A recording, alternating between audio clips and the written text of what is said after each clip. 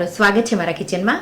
આજે આપણે બનાવીશું ના મેંદો, ના બ્રેડ, ના લોટ બાંધવાની ઝંઝટ, વરસાદમાં ખાવાની મજા પડે એવો નવો નાસ્તો.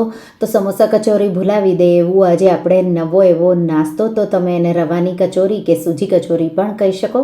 જો તમને મારી રેસીપીઓ ગમતી હોય અને હજુ સુધી ચેનલને સબસ્ક્રાઈબ ન કર્યું હોય તો સબસ્ક્રાઈબ કરજો અને બાજુમાં આપેલી ઘંટી દબાવજો એટલે નવી નવી રેસીપીના નોટિફિકેશન આવે. તો ચાલો બનાવીએ. તો એના માટે મેં મિક્સર જાર લીધો અને એમાં આપણે 1 કપ રવો લેશું અને રવાને 30 સેકન્ડ જેવો ગ્રાઇન્ડ કરી લઈશું. અહીંયા રવો ઉપમા અને શીરો બનાવવા માટે જે વાપરીએ એ જ રવો લઈ અને મેં ગ્રાઇન્ડ કરી લીધો. તો એના જે દાણા દાણા કચોરીમાં ન દેખાય એટલા માટે આપણે આ રીતે એનો થોડો પાવડર કરી લઈશું અને એને સાઈડમાં મૂકીશું. હવે લોટ બનાવવા માટે આ રીતે એક પેનમાં 2 કપ પાણી ગરમ કરવા મૂકીશું. તો 1 કપ રવો લ્યો તો 2 ભાગ તમારે પાણી, એટલે 2 કપ મેં પાણી લીધું. 1 ટીસ્પૂન અજમો, 2 ટીસ્પૂન જેટલું તેલ અને સાથે 1 ટીસ્પૂનથી થોડું ઉપર કે પછી સ્વાદ પ્રમાણે મીઠું ઉમેરી દઈશું. આ રીતે તમે જોઈ શકો છો હવે ગરમ થવા લાગ્યું મિશ્રણ. આ રીતે બબલ થોડા દેખાવા લાગે એટલે ગેસની ફ્લેમ સ્લો કરી દઈશું. વિસ્કરના મદદથી આ રીતે આપણે એને ચલાવી ધીરે ધીરે જે રવાવાળું મિશ્રણ છે એ આ રીતે આપણે ઉમેરી દઈશું. આ રીતે ગાંઠા ન પડે એ રીતે તમારે થોડું થોડું પહેલાં ઉમેરતા જવાનું અને પછી તમારે આ રીતે બધું જ ઉમેરી અને વિસ્કરના મદદથી એકદમ સારી રીતે.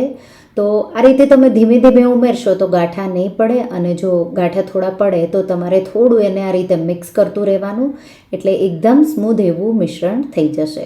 તો આ રીતે તમે જોઈ શકો છો એક સરખું કમ્બાઈન હવે થવા લાગ્યું. હવે આપણે એને ઢાંકી 3 મિનિટ જેવું સ્લો ફ્લેમ પર થવા દઈશું. તો એકદમ સ્લો ફ્લેમ પર થવા દેવાનું. 3 મિનિટ પછી હવે ગેસની આંચ બંધ કરી દઈશું. આ મિશ્રણ એકદમ પરફેક્ટ એવું કૂક થઈ ગયું. હવે હું એને એક બાઉલમાં કાઢી લઈશ અને આ રીતે પહેલાં બાઉલમાં આપણે થોડું તેલ લગાવી દઈશું. હાથને પણ થોડો આ રીતે તેલવાળો કરી લેવાનો. આ રીતે રવાનું મિશ્રણ છે એ એમાં ઉમેરી દઈશું.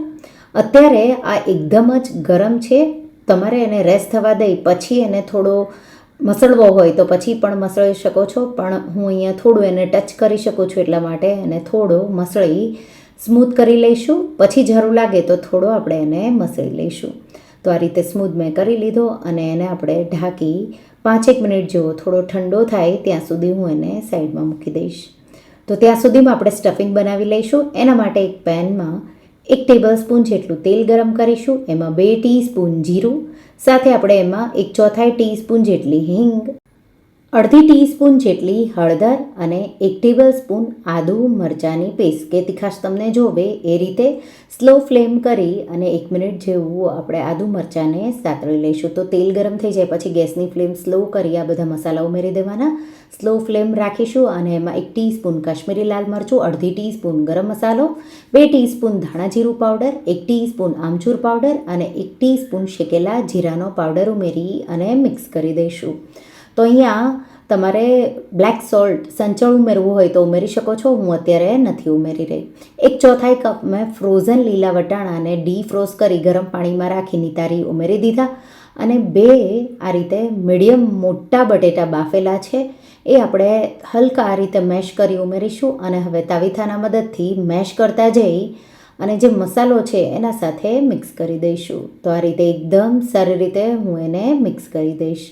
આ રીતે સરખું એવું મિક્સ થઈ જાય એટલે આપણે એમાં મીઠું સ્વાદ પ્રમાણે, તો બ્લેક સોલ્ટ અને રેગ્યુલર સોલ્ટ બે અડધું અડધું પણ કરી શકો છો. મેં અહીંયા રેગ્યુલર મીઠું જ ઉમેર્યું અને 1 ટીસ્પૂન ચાટ મસાલો. તો મીઠું અહીંયા મેં 1/4 ટીસ્પૂન અને 1 ટીસ્પૂન ચાટ મસાલો ઉમેરી મિક્સ કરી દઈશું. આ રીતે મિશ્રણ આપણું તૈયાર છે. ગેસની આંચ બંધ કરી લીલા ધાણા 1/4 કપ જેટલા ઉમેરીશું, મિક્સ કરી દઈશું અને આ મિશ્રણને આપણે થોડી વાર માટે ઠંડુ થવા દઈશું. તો એ ઠંડુ થાય ત્યાં સુધીમાં આપણે જે લોટ રેડી કર્યો છે તો એને મેં ઢાંકીને જ રાખ્યો છે. તેલવાળા હાથ કરી લઈશું અને આપણે એમાંથી એક સરખા નાના નાના લગભગ 15થી 18 જેટલા ગોળા વાળી તૈયાર કરી લઈશું. હવે કચોરી તમે કેવી નાની મોટી બનાવો એ પ્રમાણે. તો આ રીતે તમારે થોડો મિશ્રણ હાથમાં લઈ થોડું સ્મૂથ કરી લેવાનું. પછી આ રીતે તમારે એને આ રીતે ગોળો વાળી લેવાનો. તો આ રીતે બધા જ ગોળા હું વાળી તૈયાર કરી લઈશ અને એને આપણે ઢાંકી અને સાઈડમાં મૂકીશું. તો ઢાંકીને જ રાખવાનું છે. એ જ રીતે જે સ્ટફિંગની ગોળીઓ આ રીતે નાની નાની, તો જે આપણે બહારના લેયરના ગોળા છે એનાથી થોડા નાની આ રીતે ગોળીવાળી મેં તૈયાર કરી લીધી. એ લગભગ 18 જેટલી થઈ.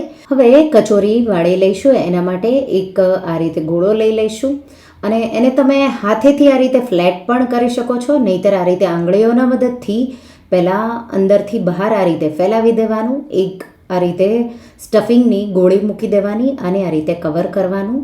થોડું આ રીતે હથેળીઓમાં તમારે ફેરવી અને સ્મૂથ કરી લેવાનું. તો આ રીતે એકદમ સ્મૂધ એવી વળી જશે. તો ના તમારે વણવાની પણ ઝંઝટ નથી. આ રીતે હથેળી પર તમારે થોડું એને પ્રેસ કરી દેવાનું. ચીપકશે પણ નહીં. જો ચીપકે એવું તમને લાગે સોફ્ટ એવું છે તો તમારે હાથ પાછો તેલવાળો કરી લેવાનો અને આ રીતે ગોળી મૂકી અને આ રીતે આપણે એને સ્ટફ કરી દઈશું. અને આ રીતે પહેલાં હળવા હાથે આપણે એને આ રીતે શેપ આપીશું રાઉન્ડ, અને પછી બે હથેળી વચ્ચે એને એકદમ સ્મૂથ ક્રેક્સ ન રહે એ રીતે વાળી લઈશું. તો આ રીતે આપણે બધા જ રેડી કરી લઈશું. તો આ રીતે તમારે પ્રેસ કરી દેવાનું. પહેલાં આંગળીઓના મદદથી અંદરથી બહાર આવી પછી કિનારીઓ આ રીતે પાતળી કરી લેવાની. સ્ટફિંગનો ગોળો મૂકી દેવાનો આ રીતે વચ્ચે અને આ રીતે તમારે એને પેક કરી દેવાનું. બહુ સિમ્પલ એવું છે, પણ સરખી કવર કરવાની, નહીંતર તળતા ટાઈમે છૂટી પડી ન જાય, તો એ એક ધ્યાન રાખવાનું. તો આ રીતે, અને ક્યાંયથી બાકી ન રહી જાય, કવરિંગ બરાબર આવે એ પણ ધ્યાન રાખવાનું. તો આ રીતે બધા જ મેં રેડી કરી લીધા. તો સાથે સાથે આપણે બનાવતા પણ જઈશું અને તળતા પણ જઈશું. તો તેલ મેં ગરમ કરી લીધું. આ રીતે તેલ તમારે ચેક કરી લેવાનું. તો ગરમ એકદમ થઈ ગયું છે. હવે એની ફ્લેમ મીડિયમ કરી દઈશું અને મીડિયમ ફ્લેમ પર જેટલા એકસાથે કચોરી આવી જાય એટલા આપણે ઉમેરી દઈશું. તો આ રીતે તમે ફ્લેમ ના સ્લો ના બહુ હાઈ એ ધ્યાન રાખવાનું છે. તો આ રીતે મેં કચોરી ઉમેરી દીધી. થોડી વાર આપણે એને ટચ નહીં કરીએ. લગભગ મેં એને 2 મિનિટ જેવી ફ્રાય કરી પછી આપણે એની સાઈડ ચેન્જ કરી લઈશું. 2 મિનિટ જેવું થાય પાછું એટલે પાછી સાઈડ ચેન્જ કરીશું. અને હવે 1 થી 2 મિનિટ જેવું સારો એવો ગોલ્ડન કલર આવે ત્યાં સુધી આપણે એને ફ્રાય કરવાની છે. તો હવે ફ્લેમ તમે થોડી હાઈ કરો તો ચાલે. તો આ રીતે તમે જોઈ શકો છો આવો કલર આવે એટલે આપણે એને કિચન પેપર પર કાઢી લઈશું. તો લગભગ એક ટાઈમની કચોરી તળાતા 4 થી 6 મિનિટ જેવું લાગશે. તો આ રીતે એ જ રીતે આપણે બીજી બધી કચોરી પણ તળી રેડી કરી લઈશું. તો તમે જોઈ શકો છો બહુ સિમ્પલ એવું એકદમ ક્રિસ્પી એવી છે. તો અંદર જે સ્ટફિંગ છે આપણે સમોસા કચોરીનું જે બટેટાનો મસાલો બનાવીએ એ જ રીતે, અને બહારથી એકદમ ક્રિસ્પી. તમે લીલી ચટણી અને આંબલીની ચટણી સાથે સર્વ કરો. એકલી ચા સાથે પણ આ કચોરી ખાવાની બહુ ટેસ્ટી એવી લાગશે. તો એકવાર તમે આ રેસીપી જરૂરથી ટ્રાય કરજો. તમને આ રેસીપી કેવી લાગી મને કમેન્ટમાં જરૂરથી જણાવજો. અને જો તમને આ રેસીપી ગમી હોય તો વિડીયોને લાઇક કરજો, શેર કરજો અને મારા ચેનલને સબસ્ક્રાઈબ કરજો. અને આવી જ નવી રેસીપીઓ માટે તમે બેલ આઇકન બટનને પ્રેસ કરજો. Thank you for watching.